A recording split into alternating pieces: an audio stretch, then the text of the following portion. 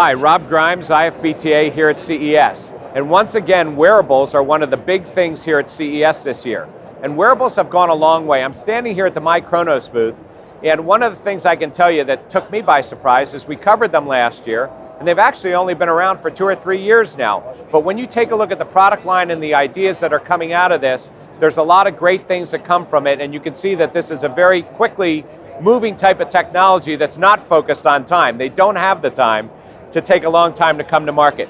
So if we take a look down the different things that are here, you can see that there's all kinds of different things from the various bands that people are wearing for fitness. So starting on one side, moving and migrating more to a watch type of concept, and actually getting to a smart device on the wrist, which can be standalone. So there's a lot of opportunities as we look at this, if you start thinking about how this might be done. So if we start with the bands, you know, a lot of people, and there's a whole section here at CES that have to do with fitness bands. So what does a fitness band do? Well, it tracks, you know, your steps, it can track your heart rate, you can track all kinds of different activities and things that you're doing.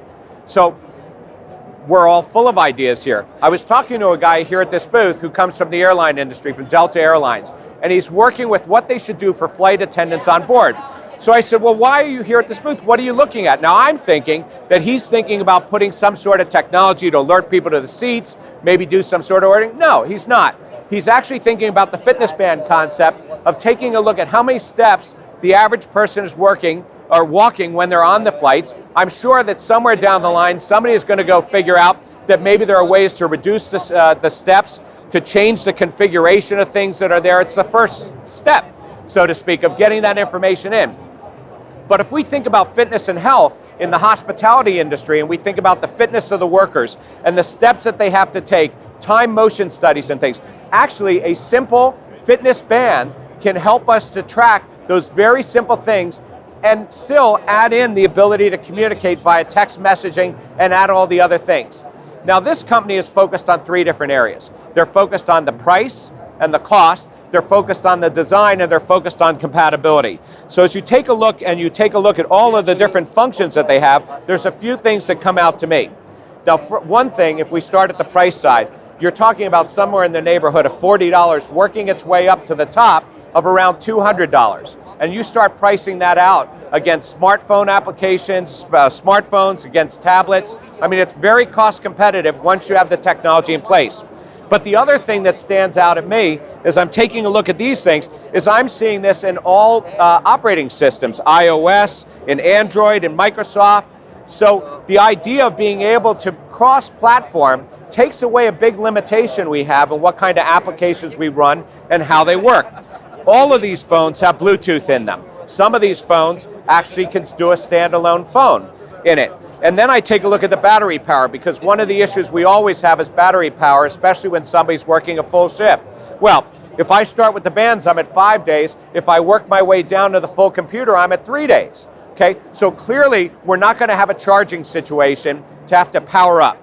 Now let's look specifically down the line and take a look at some of the things that are here and just think a little bit about how it might work. We already talked about the band side. So the fitness side of being able to track people's steps, their fitness, and things that they're doing, and send them messaging. Messaging like, I need somebody at the table, I need to have somebody in the room, you know, doing just simple messaging.